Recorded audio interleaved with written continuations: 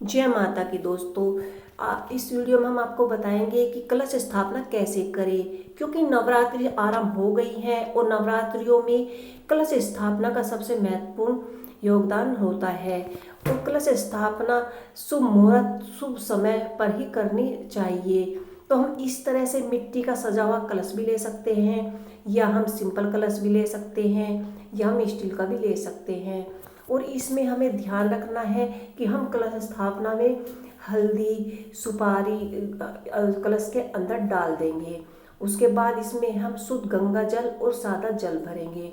जल स्वच्छ होना चाहिए, क्योंकि पूजा में कोई भी चीज़ बेकार या अशुद्ध नहीं होनी चाहिए।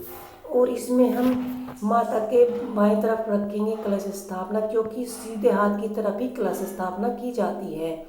और उसमें सबसे पहले हम अष्टकमल बना लेंगे, क्योंकि जब हम पूजा करते हैं तो हम अष्टकमल बनाते हैं, क्योंकि माता की पूजा हो या कलश स्थापना, उसमें सबसे पहले आसन दिया जाता है।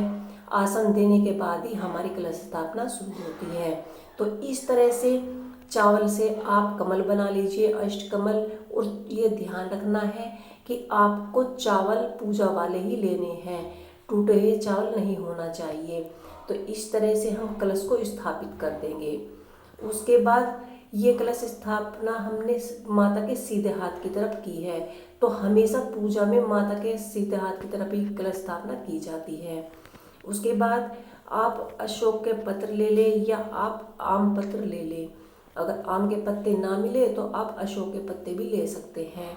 इनको हमने शुद्ध गंगा जल से सादे जल से साफ कर लिया है, धो लिया है। और इन पर भी आप हल्दी और कुमकुम का टीका लगा लें, क्योंकि कलश स्थापना जब हम करते हैं तो उस पर हमें माता की चुनरी, दीप, धूप, दीप, जल का लोटा, फूल, सभी पान का पत्ता, लाल चुनरी, सभी चीज़ों का ध्यान रखना पड़ता है, क्योंकि कलश स्थापना में इन सभी चीज़ों की आवश्यकता पड़ती है।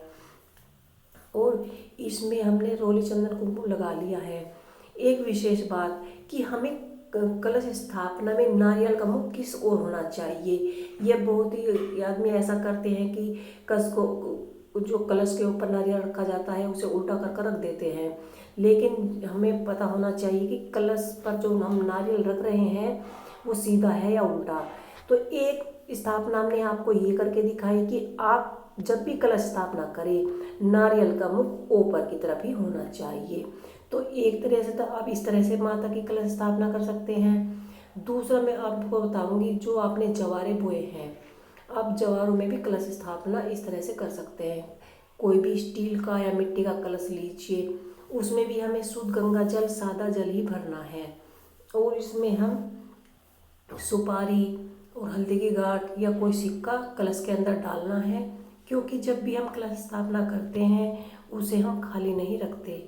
उसमें भी हम आम के पत्र ही लगाएंगे, जैसे हमने पहले वाले कलश में लगाए हैं। बस थोड़ा सा अंतर इतना है कि इसमें हम दूसरी तरह से आपको नारियल किस तरफ से रखना है वो बताएंगे, क्योंकि पूजा में सभी काम तरीके से करना जरूरी होता है, तभी माता रानी उसका फल देती है। तो इस तरह से आपको ध्यान रखना है कि नारियल का मुख जब आप पूजा में कलश स्थापना करते हैं हमारी तरफ होना चाहिए, ना कि उल्टा। तो ये दोनों तरीके ही बहुत सही हैं। बहुत जब भी आप कहीं भी जाओ आपने पूजा में देखा ही होगा, जागरण हो कीर्तन हो उसमें कलश स्थापना ऐसे की जाती है। एक ऐसे जैसे हमने पहले सीधे मुंह वाली करके दिखाई है, और दूसरी ऐसे जैसे कि हमारे जो नारियल है उसका मुख हमारी तरफ हो। तो आपको ये हमारी कलश स्थापना कैसी लगी हमें कमेंट बॉक्स में ज़रूर लिख के बताइएगा। इसी के साथ जय माता की।